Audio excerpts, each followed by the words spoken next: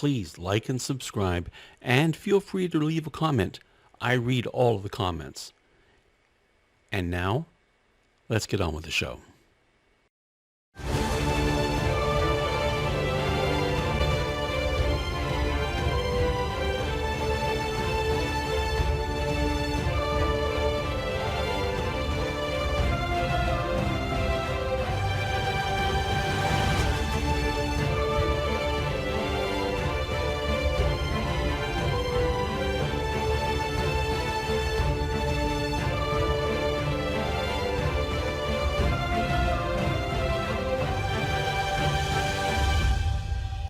When last we left our intrepid adventurers, the group had just been overcome by darkness.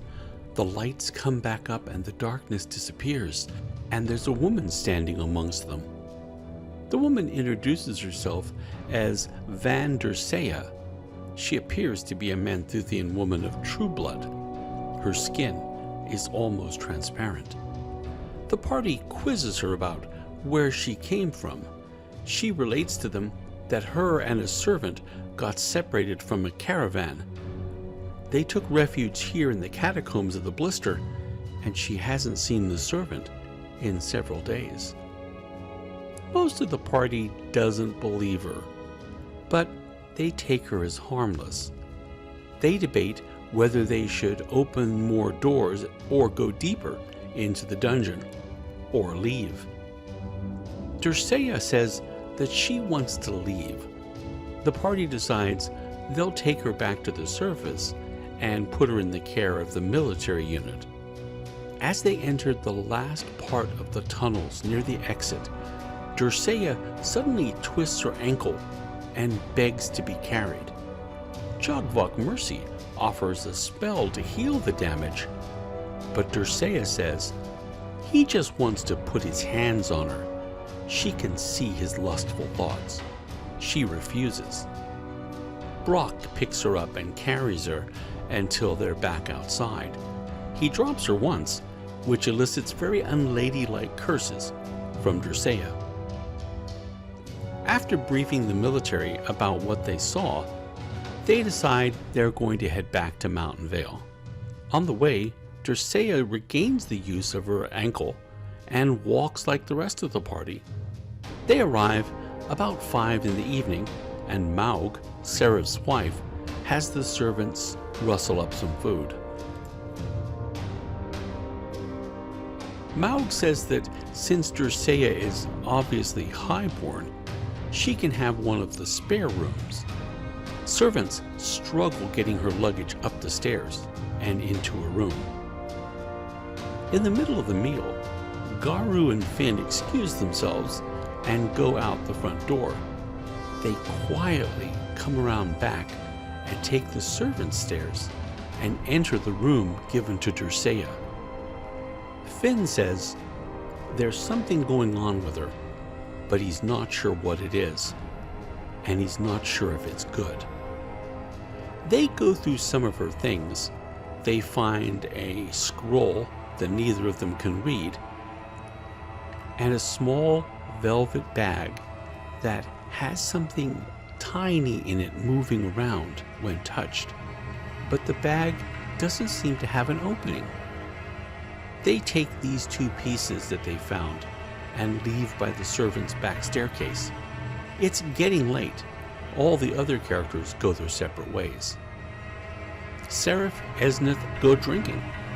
Kevin and Kimmy go to their rooms in the village.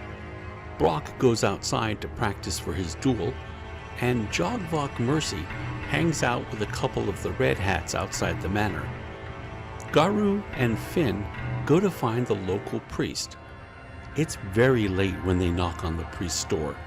He lets them in, and Garu discusses with them about having a spell that maybe could define if someone was evil.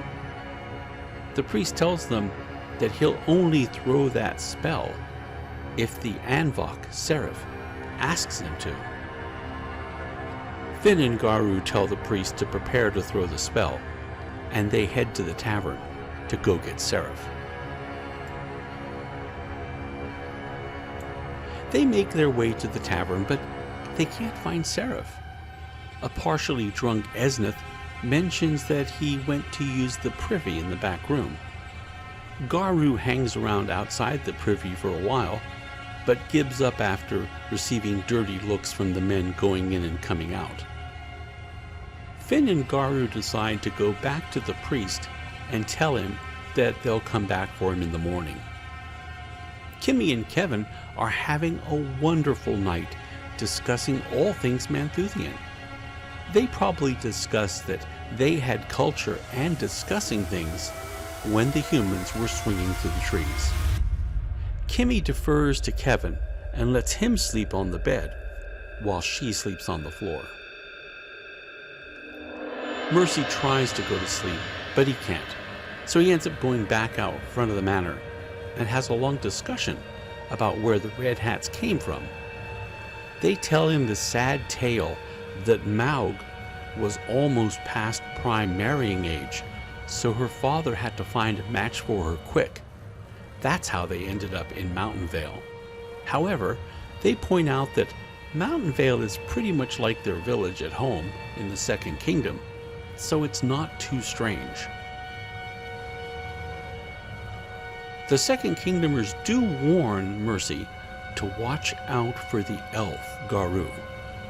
Where they come from, elves are usually out stealing babies and eating them when they can, and they give people a thing called elf shot, a disease that is very hard to cure and can be fatal.